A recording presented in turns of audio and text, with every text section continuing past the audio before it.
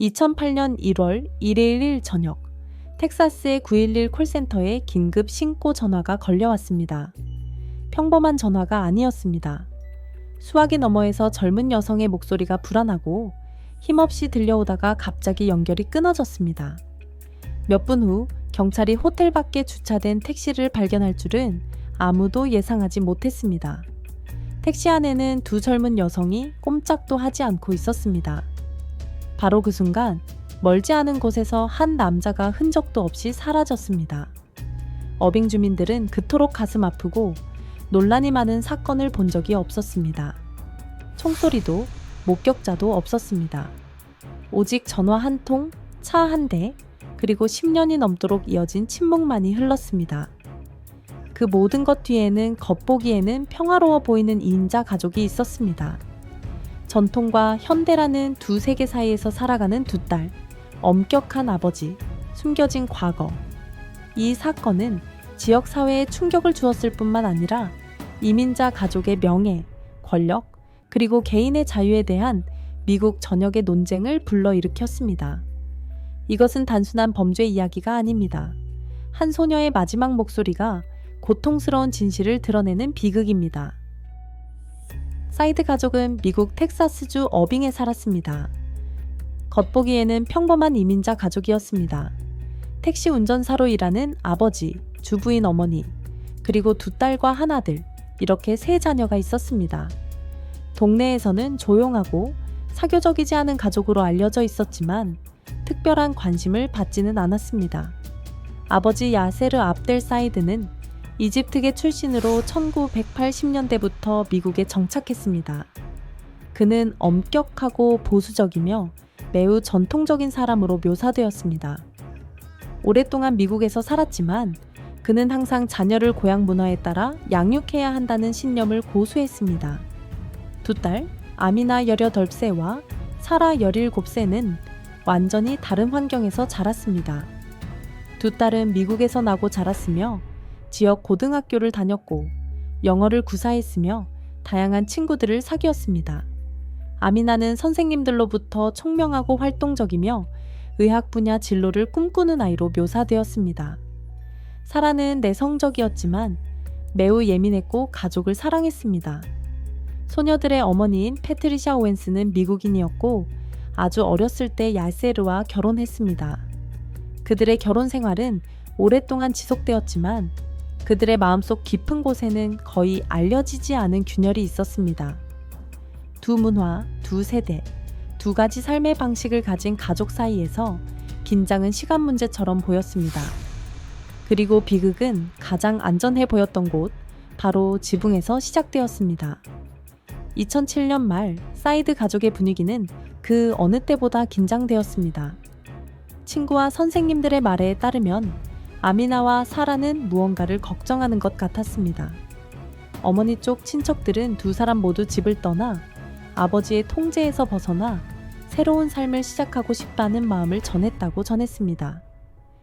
2007년 12월 30일 두 딸의 어머니인 패트리샤는 세 딸을 데리고 텍사스를 떠나 오클라호마로 임시 거처를 마련했습니다. 그 기간 동안 그들은 친척 집에서 지냈고 일부 소식통에 따르면 아미나는 잠시도 집으로 돌아가고 싶어 하지 않았습니다. 하지만 바로 다음 날 패트리샤는 마음을 바꿨습니다. 그녀는 평화를 유지한다면 모든 것이 잘 될 것이라며 아이들을 어빙에 있는 집으로 데려가기로 했습니다. 아미나는 반대했지만 어머니와 언니에 대한 사랑으로 결국 그들과 함께 돌아가기로 했습니다. 2008년 1월 1일 사이드 가족이 그들의 집에 나타났습니다. 같은 날 야세르는 딸들을 저녁 식사에 초대했습니다. 사라와 아미나는 채 탔지만 이것이 그들이 함께 앉을 마지막 자리가 될 줄은 몰랐습니다. 그날 저녁 긴급 신고가 들어왔습니다. 그리고 그 순간부터 지역사회는 다시는 예전과 같지 않았습니다. 2008년 1월 1일 저녁 텍사스주 어빙의 분위기는 여느 새해 첫날 밤처럼 조용했습니다. 하지만 교회 거리를 달리는 밝은 색 택시 안에서 비극이 조용히 펼쳐지고 있었습니다. 비명소리도 목격자도 뚜렷한 징후도 없었습니다. 아버지인 야세르 압델 사이드는 두 딸 아미나와 사라를 저녁 식사에 데려가거나 기분 전환을 하겠다고 제안했습니다. 처음에는 가족 간의 오랜 갈등 이후 화해의 표시처럼 보였습니다. 두 딸의 어머니인 패트리샤는 아미나가 처음에는 뭔가 잘못되었다고 느껴서 가기를 꺼렸다고 회상했습니다. 하지만 그녀는 결국 아버지와 언니와 함께 차 탔습니다. 야세르가 직접 운전한 택시는 해질 무렵 그 지역을 떠났습니다. 그것이 패트리샤가 두 딸을 살아있는 모습으로 본 마지막 순간이었습니다. 차 안에서 정확히 무슨 일이 일어났는지 아무도 모릅니다. 하지만 이후 조사와 현장 증거를 바탕으로 아미나와 사라가 차 안에서 중상을 입은 것으로 확인되었습니다. 오후 7시 30분경 사라의 휴대전화로 긴급 전화가 걸려왔습니다. 몇 초 동안 사라의 목소리에는 공황이 가득했습니다.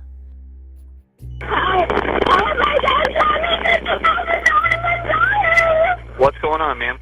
I'm dying, that's what's up. Irving Fire Department. Ma'am, are you still there? Ma'am, are you still there? 그것이 사라의 마지막 흔적이었습니다. 교환원이 더 이상 질문을 하기 전에 전화가 끊어졌습니다. 얼마 후 경찰은 어빙의 고급 주택가인 라스콜리나스에 있는 옴니 만달레이 호텔 밖 주차장으로 출동했습니다. 그곳에서 택시를 발견했습니다. 차 안에는 두 젊은 여성이 미동도 없이 누워 있었습니다. 아미나는 현장에서 사망했고 사라는 위독한 상태였습니다. 응급 의료 지원에도 불구하고 그녀는 구조되지 못했습니다. 야세르 사이드는 현장에 없었습니다.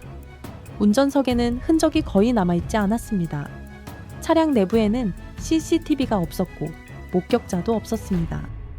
경찰은 즉시 야세르를 피해자와 함께 있던 마지막 사람이자 차를 운전했을 가능성이 있는 유일한 사람으로 지목했습니다. 하지만 경찰이 그의 주소를 추적해 찾아냈을 때 그는 이미 자취를 감춘 후였습니다. 충격에 빠진 지역사회와 절망에 빠진 가족만 남았습니다. 그 시점부터 12년 이상 계속된 수색 작전이 시작되었지만 야세르의 행동 뒤에 숨은 진짜 이유는 여전히 대중의 큰 의문으로 남아 있습니다. 사라 사이드의 910일 신고가 접수되자 교환원은 즉시 지역 경찰서에 신고했습니다. 신호가 끊겨 정확한 위치를 파악할 수 없었지만 휴대폰의 GPS 추적 시스템을 통해 대응팀은 대략적인 좌표를 파악할 수도 있었습니다. 바로 어빙 라스콜리나스 지역의 옴니 만달레이 호텔 근처 주차장이었습니다. 2008년 1월 1일 오후 8시경 경찰이 현장에 도착했을 때 그들은 포드 크라운 빅토리아 택시 한 대가 조용히 주차되어 있는 것을 발견했습니다. 택시 안에는 의식이 있는 사람이 아무도 없었습니다. 차문은 잠겨 있었지만 강제로 침입한 흔적은 없었습니다. 유리창을 통해 가로등 불빛이 뒷좌석에 앉아있는 두 사람의 움직임을 희미하게 비추고 있었습니다. 차문이 열리자 비극적인 광경이 펼쳐졌습니다. 아미나 사이드는 생명의 흔적을 찾지 못한 채 발견되었습니다. 아직 맥박이 매우 약한 사라는 가장 가까운 병원으로 이송되었지만 심각한 부상으로 사망했습니다. 앞좌석에는 아무도 없었고 아버지인 야이세르 압델 사이드는 완전히 숨을 거둔 상태였습니다. 법의학팀과 범죄 현장 수사관들은 신속하게 해당 지역을 봉쇄했습니다. 현장 표지판, 사진, 그리고 샘플을 신중하게 수집했습니다.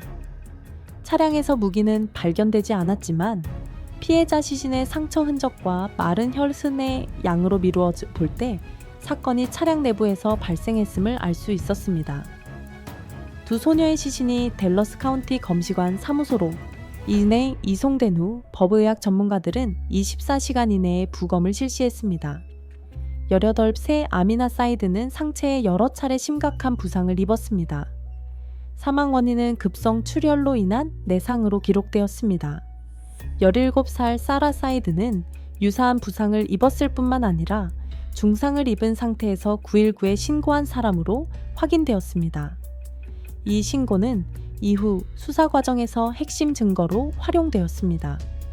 현장에서 무기는 발견되지 않았지만 부상 방향, 좌석 위치, 그리고 궤적을 통해 법의학 전문가는 범인이 앞좌석에 앉아 뒷좌석을 바라보며 살인을 저질렀다고 결론 지었습니다.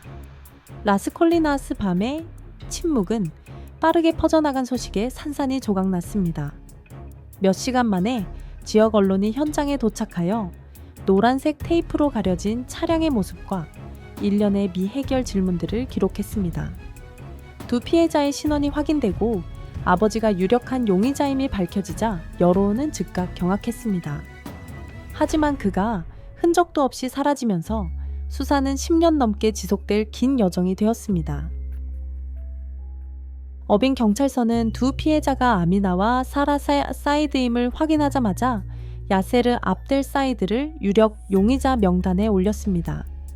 그는 두 소녀와 함께 있던 마지막 사람이자 범죄가 발생한 택시 운전사이기도 했습니다. 그러나 경찰이 그의 집에 도착했을 때 예이세르는 이미 자취를 감춘 후였습니다. 아무런 흔적도 메시지도 남기지 않은 채 마치 미리 준비한 듯 현장을 떠났습니다. 사건 발생 24시간 이내에 체포영장이 발부되었습니다. FBI는 공식적으로 개입하여 텍사스 경찰과 협력하여 수사를 확대했습니다. 야세르 압델 사이드는 두 건의 중범죄 혐의로 기소되었고 미국 전역에 연방 체포영장이 발부되었습니다. 초기 수색은 별다른 진전을 보이지 못했습니다.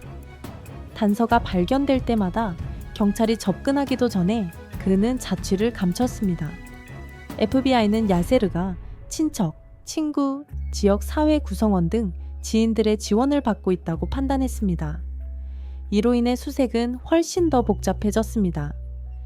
2014년 ABI는 야세르 압델 사이드를 미국 10대 수배자 명단에 올렸습니다. 그의 체포로 이어질 정보를 제공하는 사람에게는 최대 10만 달러의 현상금이 걸려 있다고 발표하기도 했습니다. 이 기간 동안 언론 캠페인이 시작되었습니다. 야세르의 얼굴과 프로필은 공공정보 게시판, 범죄 TV 프로그램, 그리고 미국 10대 수배자와 같은 인기 수사 프로그램에 게재되었습니다. 그러나 그는 10년이 서문이 넘도록 도주했습니다. 전환점은 2020년 8월에 찾아왔습니다. FBI는 잠복 수사를 통해 야세르가 범죄 현장에서 50마일도 채 떨어지지 않은 텍사스주 저스틴의 한 주택에 숨어 있었을 가능성이 높다고 판단했습니다. 경찰은 보안 카메라에서 구체적인 증거를 확보하기 전까지 몇 주 동안 감시를 이어갔습니다. 2020년 8월 26일 연방 및 지방 합동수사대가 자택을 급습했습니다. 야세르 압델 사이드는 무사히 구금되었습니다.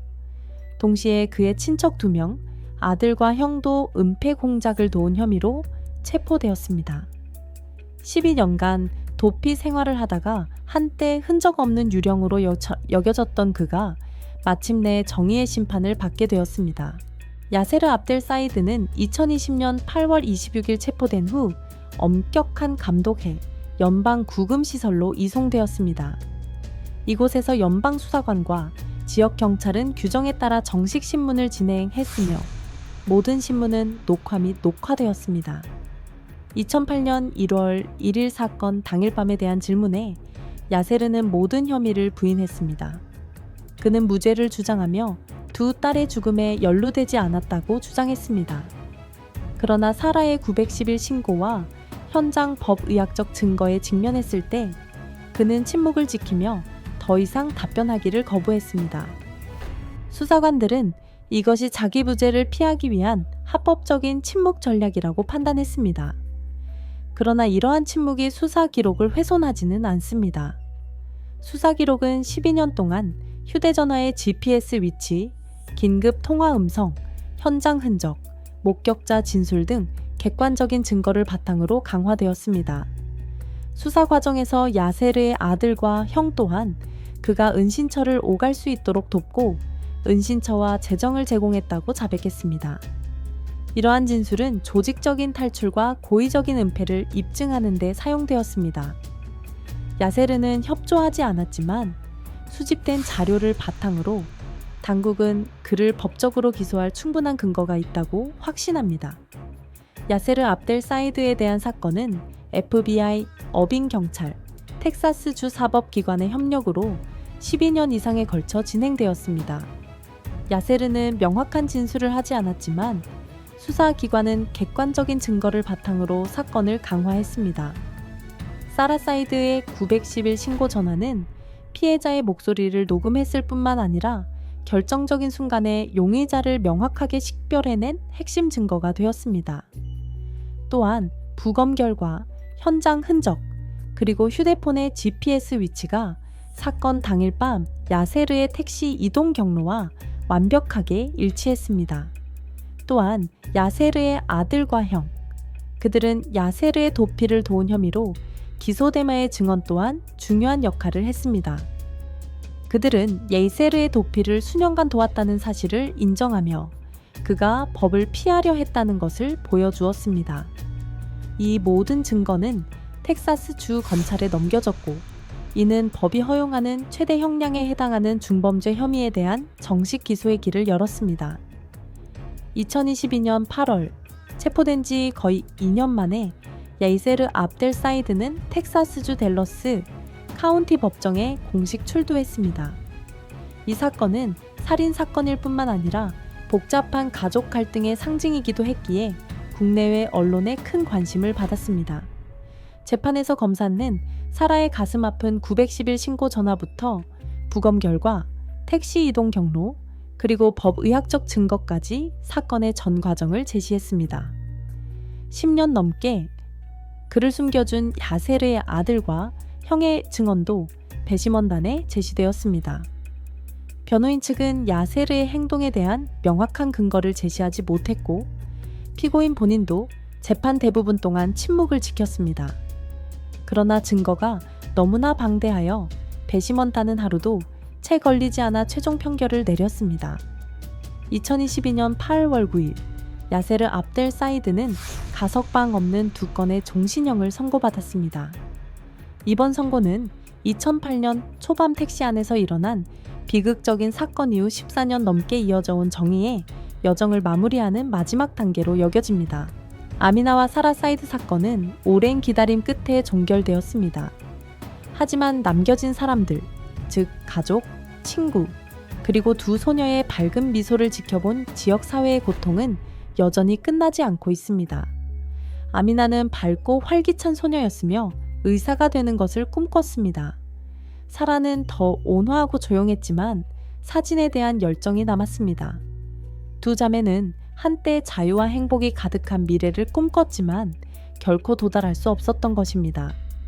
이 사건은 한 가족의 비극일 뿐만 아니라 친밀한 관계에 숨겨진 균열에 대한 경고이기도 합니다. 때로는 가장 안전해 보이는 곳에 가장 깊은 갈등이 숨겨져 있기도 합니다. 그들의 이야기는 가족 안전, 개인의 자유, 그리고 위험을 조기에 감지하고 예방하는 데 있어 공동체의 역할에 대한 광범위한 논쟁을 불러일으켰습니다. 아미나와 사라를 아는 사람들은 가슴 아픈 결말뿐만 아니라 자신의 삶을 되찾기 위해 싸운 두 용감한 소녀의 기억도 기억할 것입니다. 그리고 사회에 이것은 강력한 경고입니다. 이상한 징후를 발견할 때 침묵하지 마십시오. 작은 행동, 따뜻한 질문 하나가 한 사람의 운명을 바꾸는 데 필요한 유일한 것이 될 수 있습니다.